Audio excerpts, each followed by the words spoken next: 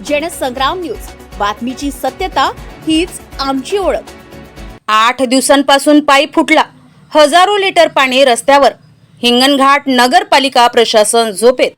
एकीकडे पाण्याच्या टंचाईने नागरिक त्रस्त असताना दुसरीकडे हिंगणघाट शहरातील दत्त मंदिरासमोरील मुख्य पाणी पुरवठ्याचा पाईप गेल्या 8 दिवसांपासून फुटलेला असून दररोज हजारो लिटर पाणी रस्त्यावर वाया जात आहे।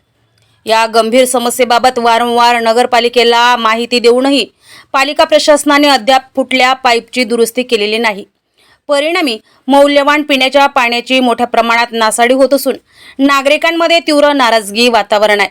एकीकडे पाणी वाचवा हा संदेश दिला जातोय, तर दुसरीकडे प्रशासनाच्या दुर्लक्षामुळे हजारो लिटर पाणी रस्त्यावर वाहत आहे। हा नेमका कोणाचा निष्काळजीपणा, असा सवाल नागरिक उपस्थित करत आहेत। स्थानिकांनी तात्काळ पाईप दुरुस्त करून पाण्याची होणारी नासाडी थांबवावी आणि संबंधित जबाबदार अधिकाऱ्यांवर कारवाई करावी अशी मागणी केली आहे। प्रणय बालपांडे, जनसंग्राम न्यूज, हिंगणघाट।